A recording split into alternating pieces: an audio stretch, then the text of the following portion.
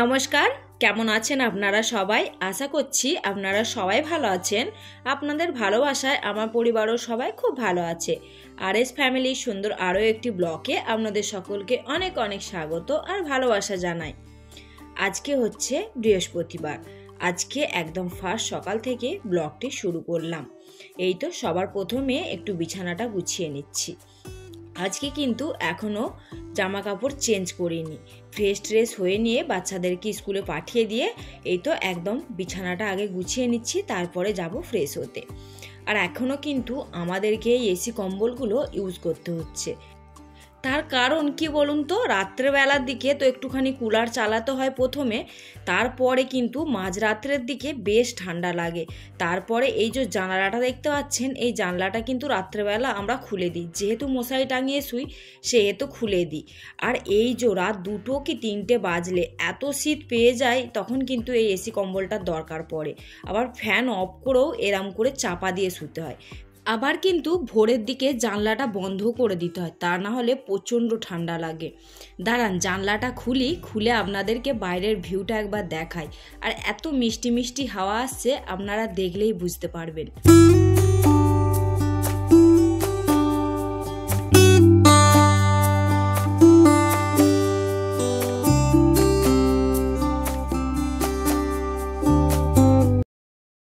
সকালবেলার এই ঠান্ডা ঠান্ডা মিষ্টি হাওয়াটা ঢোকবার জন্যই কিন্তু আরও তাড়াতাড়ি করে বিছানাটাকে গোছ করতে আসলাম।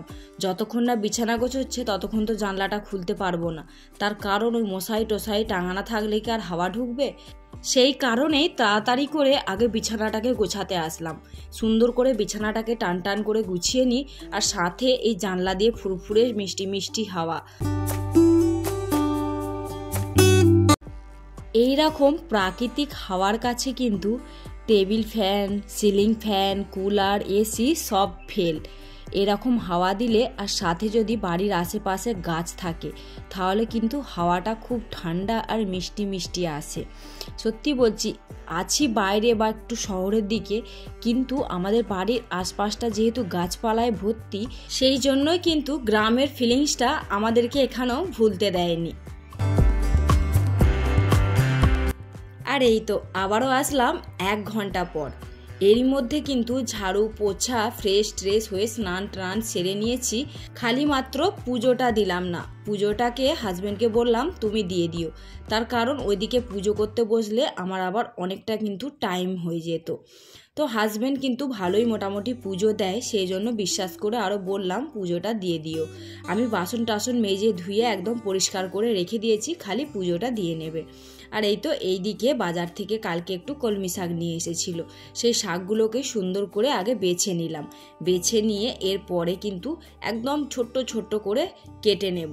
কেটে তারপরে আজকে রান্না করব এই শাক ভাজা আর একটু ঝিঙে আলু পোস্ত। সেই যে মা এসে ঝিঙে আলু পোস্ত খাইয়ে দিয়ে গেছে তার জামাইকে, সেই থেকে কিন্তু ঝিঙে আলু পোস্ত যেন কি খেতে ভালোবেসে গেছে।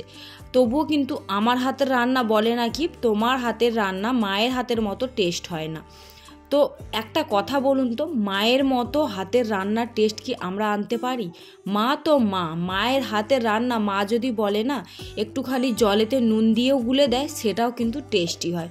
মায়েদের হাতে তো জাদু থাকে, তাই না? আবার আমাদের বাচ্চারা যারা, তাদের কিন্তু আবার আমাদের হাতের রান্না ভালো লাগে। সবার কিন্তু মায়েদের হাতের রান্নাই ভালো লাগে, তাই না বলুন? আর এই তো এখানেতে আলুগুলোকেও বেশ ডুমে ডুমে করে কাটলাম, আর কিন্তু ঝিঙেটাকেও বেশ বড় বড় করে কাটবো। যেহেতু নরম ঝিঙে, কিভাবে যে গলে যায় বুঝতেই পারা যায় না, একদম যেন আলুর সাথে মিশে যায়। আর এতটা পরিমাণে ঝিঙে দিচ্ছি কিন্তু কমে একদম যেন এইটুখানি হয়ে যায়। আর এই তো মোটামুটি কাটাকুটির কাজ কমপ্লিট করলাম একদম ঝড়ের স্পিডে। যতটা স্পিডে আমি দেখালাম, আমি কিন্তু ঠিক ততটাই স্পিডে কাজটাকে আগিয়েছি। তার কারণ এখন ঘড়িতে সময় হচ্ছে 9:45। হাজব্যান্ড বলছে 10:30টার মধ্যে আমাকে যদি দিতে পারো তো দেবে, না হলে আমি কিন্তু খাবার খাবও না আর নেবও না, চলে যাব। যতক্ষণে আমি ওইদিকে কাটাকুটি করছিলাম ততক্ষণে কিন্তু ভাতটাকে অলরেডি বসিয়ে দিয়েছিলাম, তো সেই কারণে ভাতটা তো হয়ে গেছিলো। আর এই তো এদিকে এবার শাকটাকেও পেঁয়াজ আর রসুন ফোড়ন দিয়ে ভেজে নিলাম। কলমি শাক যেহেতু নরম, ভাজতে কিন্তু একদম সময় লাগলো না, খুব অল্প সময়ের মধ্যেই কি সুন্দরভাবে ভাজা হয়ে গেল দেখুন। আর এই তো এরপরে পোস্তটাকেও কিন্তু আমি কুকারেতে সিটি দিয়ে দিয়েছি, আলুটা আর ঝিঙেটা। তাহলে আর কত টাইম লাগবে বলুন তো, 10:30টার মধ্যে তো অবশ্যই দিয়ে দিতে পারবো। আর এই তো কড়াটাকে ধুয়ে নিলাম, ধুয়ে আবারও তেল দিলাম। তেলটা গরম হয়ে যেতে ডুমো ডুমো করে পেঁয়াজ কেটে আর সাথে গোটা কাঁচা লঙ্কাকে চিড়ে এইভাবে হালকা করে একটু লাল লাল করে ভেজে নেব। তারপরে দিয়ে দেব টমেটো কেটে। টমেটোটাকেও কিন্তু দেখুন ডুমো ডুমো করেই কেটেছি। এইভাবে কিন্তু আলু পোস্ত রান্না করলে খেতে কিন্তু দারুণ সুস্বাদু হয়। আমার মা কিন্তু এই রান্নাটা আমাকে শিখিয়ে দিয়েছে। তবুই ওই যে আমার হাতের রান্নার টেস্ট যেন মায়ের হাতের রান্নার কাছে কিছুই না, এই রকম আমার হাজবেন্ড বলে। তো যাই হোক, কোনো ব্যাপার না। তো আপনারা এরকমভাবে ট্রাই করে দেখতে পারেন, সত্যিই কিন্তু অসাধারণ বানে, টেস্টি। আজকে আমার এই পর্যন্ত ব্লগটি আপনাদের কেমন লাগলো অবশ্যই কিন্তু কমেন্ট করে জানাতে ভুলবেন না। যদি ভালো লেগে থাকে তো প্লিজ একটা লাইক দিয়ে দেবেন। আর যদি কোনো নতুন বন্ধু আজকের ব্লগটি দেখে থাকেন, আপনাদের যদি কোথাও একটু ভালো লেগে থাকে তো প্লিজ একটা লাইক দিয়ে চ্যানেলটিকে সাবস্ক্রাইব করে আমাকে ইউটিউব পরিবারে একটুখানি জায়গা করে নেবার সাহায্য করবেন। আর যারা অলরেডি এই কাজটা করে রেখেছেন তাদের তো অনেক অনেক ধন্যবাদ আর ভালোবাসা জানাই। আর এই তো সাথে রান্না বান্না শেষ করে আমি কিন্তু এইখানেতে কিছু কাঁচা লঙ্কা ছিল, সেইগুলোর মোখাগুলো ছাড়িয়ে নিয়ে একদম গুছিয়ে রাখবো। তাহলে কি হয় বলুন তো, রান্নার সময় কিন্তু ঝটপট করে নিয়ে রান্না করতে সুবিধা হয়। আর এই তো সমস্ত কাঁচা লঙ্কার মোখাগুলো ছাড়িয়ে নিলাম। প্রথমে রাখছিলাম ওই ছোটোটাতে, তারপর দেখলাম ধরলো না, সেই জন্য বড়টায় রেখে দিলাম। তারপরেতে এই তো ছোটোটার মধ্যে আদাগুলোকে একটু টুকরো করে করে রেখে দিলাম। এইভাবে কিন্তু স্টোর করে রাখলে বেশ অনেক দিন ভালো থাকে, আর অনেক দিন কিন্তু চিন্তা ভাবনা থাকে না। আর এইভাবে স্টোর করে রেখে দিলে রান্নার সময় দেখবেন বেশ নিতে ঝটপট সুবিধাও হয়। চলুন তাহলে এগুলো ফ্রিজে রেখে দিই। আর এই তো এরই মধ্যে হাজব্যান্ড কিন্তু বেরিয়ে গেছে। আর আমি একটু কালকে রাত্রের ভাত বেঁচেছিল, সেগুলোকে জল ঢেলে রেখেছিলাম, আমার মনে ছিল না। তো যাই হোক, পরে দেখতে পেতে মনটা হলো না একটুখানি পেঁয়াজি বানিয়ে আর এই জল ঢালা ভাত এই মোটামুটি গরমেতে বেশ ভালোই লাগে। যদিও আমাদের এখানে সেরকম গরম পড়েনি, তবু কিন্তু মনটা যেন কি ইচ্ছা গেল ওই ভাতগুলো দেখে। সেই জন্য ঝটপট করে পেঁয়াজের পকোড়াগুলো একটু বানিয়ে নিচ্ছি, তারপরে ওই জল ঢালা ভাত খাবো। এই গরমকালের দিনে কিন্তু জল ঢালা ভাতটা বেশ লাগে, আবার তার সাথে যদি একটু লেবু হয়, তাই না বলুন। আজকে পুরো ব্লগটি কিন্তু রান্নাবান্না দিয়েই শুরু হলো, আর রান্নাবান্না দিয়েই বলতে পারেন শেষ হলো। সেরকম বিশেষ কিছু একটা আপনাদের সাথে শেয়ারই করতে পারলাম না। তার কারণ কি বলুন তো, আজকে সকাল থেকে দেখছি আমাদের এখানে বেশ লাইটের প্রবলেম করছে। সেই জন্য আর লাইট না জ্বালিয়ে তো কিছু কাজ করাই যাবে না।